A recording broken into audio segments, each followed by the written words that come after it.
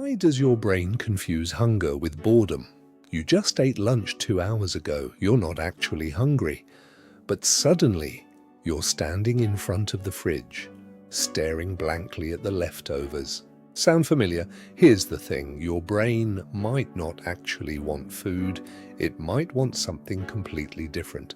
And understanding why could change how you relate to snacking forever. So what's really going on inside your head? It starts with something called the arousal system. Your brain is basically a prediction machine that's constantly asking, am I stimulated enough right now? When you're bored, your brain detects low stimulation. And here's where it gets clever, or maybe sneaky. Your brain knows that eating triggers a physical sensation. Taste, texture, the ritual of chewing. That's stimulation. So when your brain feels understimulated, it starts whispering, hey, you know what would feel good? A snack. It's not really hunger.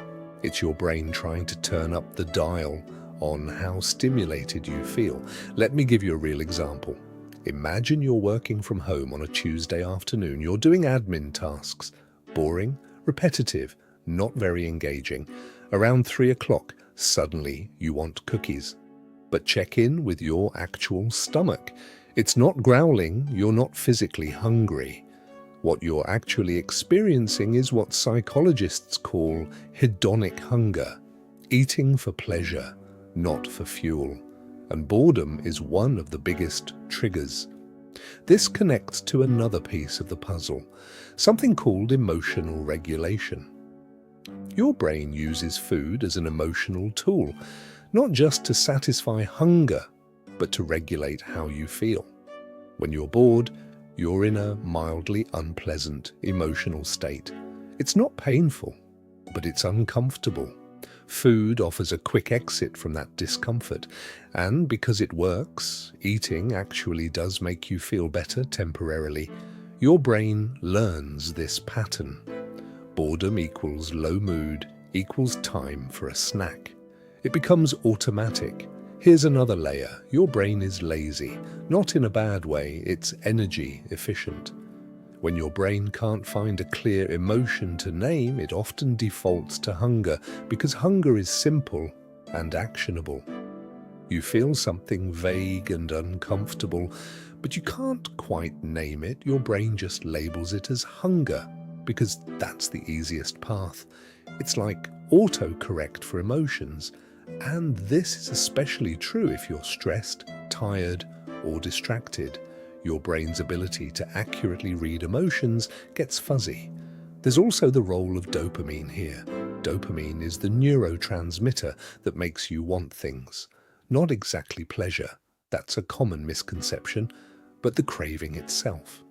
When you're bored, your dopamine is low, you're not stimulated, so your brain isn't releasing much dopamine. But your brain knows that certain foods, especially sugary or fatty ones, trigger dopamine release. So it creates that craving. It's literally trying to boost its own chemistry. And finally, there's habit. If you've spent years reaching for food when you're bored, this pattern gets etched into your neural pathways. Your brain literally expects it. It becomes automatic. You're not even consciously deciding to eat anymore. You're just following a groove your brain has worn deep over time. So, what do you actually do with all this? Here's the single most useful thing you can try. Become a boredom detective. The next time you feel hungry when you logically shouldn't be, pause for 30 seconds. Don't judge yourself. Just ask, am I actually physically hungry, or am I seeking stimulation? If it's stimulation, try something else first. Go for a 5-minute walk. Call a friend. Switch to a different task. Do something that engages your brain. You might find the craving disappears. Because here's the truth. Your brain isn't broken. It's not being cruel. It's just trying to regulate itself the only way it learned how.